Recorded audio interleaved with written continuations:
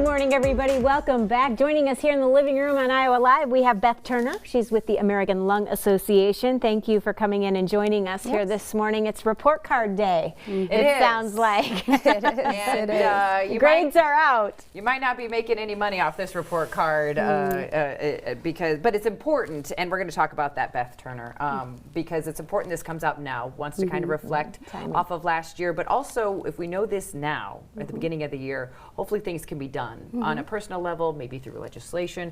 Let's have that conversation this morning. Yeah, so our State of Tobacco Control report was released today, which, like you said, essentially provides a report for how states and the federal government are doing in regarding policy changes that are proven to be effective to reduce tobacco control rates. And unfortunately, in Iowa, we're about the same as we were last year, and it's a failing report card. We got F's in 3 of the 5 categories, a D, and then 1A. So a parent would not be happy if they got this report card for sure. And I want to focus on the A first, but you said even that could be a little deceiving, you had mentioned. Yeah, so the A we got was in smoke-free policies in all public places. And so we have the Smoke-Free Act, which is great, that prohibits smoking in public places, but there are some loopholes within that. For example, we can smoke in our casinos, and e-cigarettes are not included in that. So we have some work we can even do in our A category. Okay, so let's break the categories down here a little bit and see where there's definitely some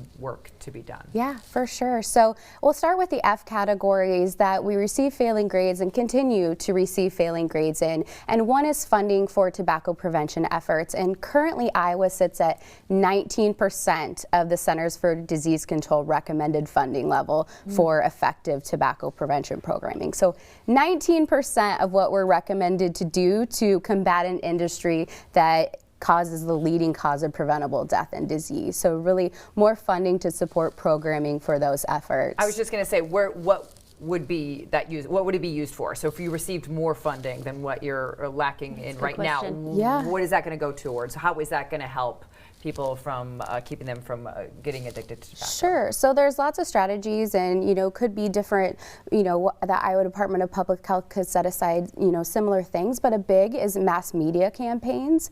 We have just a drop in the bucket compared to the tobacco industry when it comes to the billions of dollars they spend in advertising. So those counter marketing strategies is really an effective means, and having cessation support, so individuals being able to receive medications and counseling services and bolstering that up, which is also part of our State of Tobacco Control that we received a D in. So again, that would be something that could help as well. So an educational aspect, but then also supporting those that need some assistance. Sure, absolutely. Okay. All right. Let's talk about the other F category here with the level of state tobacco taxes. Right. So we again received an F in that category. We've remained unchanged for quite some time with our tobacco tax. We sit at $1.36 per pack. So we're looking to increase that by $1.50 per pack, and also having an equivalent tax on other tobacco products like our e-cigarettes, and so they're taxed as well. It still seems like there's a divide between, from what you're saying, from cigarettes and e-cigarettes, even though on a federal level, some laws have changed. Sure. Are we seeing that? Are we feeling that? Is it too soon? Or talk about how that can get a little blurry as well. Yeah, so federally, they enacted the Tobacco 21 law that makes tobacco purchase age to be 21 federally, so raising that age. We can also do that locally, so local lawmakers have the ability to support the federal act and bolster what we have locally to increase that increase the age to purchase to 21. We know the impacts that e-cigarettes have on our young people. They're especially vulnerable in regards to nicotine and nicotine addiction and the developing brain. It has lasting consequences on memory, attention, learning, and potentially setting up a lifelong addiction. So e-cigarettes are not safe, and they're also not an FDA-approved means to quit tobacco use. We have a lot out there that are proven to be safe, are proven to be effective, and approved by the FDA that can help people quit.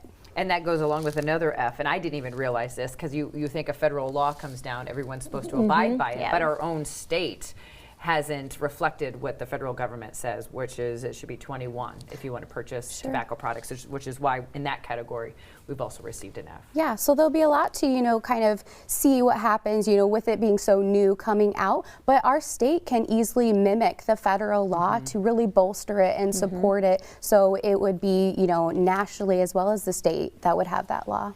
And since we're lacking in funds where we received an F, that kind of goes along with getting a lower grade in coverage and access to services to quit tobacco. Can you talk a little bit about that? Right. So, making sure people have the means and the access to help people quit. Even on certain medications, there may be a barrier for the number of times they could use products to help them quit during a year, the number of months that those medications would be available. So removing those barriers, because tobacco is such a strong addiction and nicotine is such a strong addiction that people really need the support to help them quit, such as medications, counseling services, and always talking to their provider, because in conjunction with those efforts, we see the highest rates of people being able to quit when all those things are coupled together.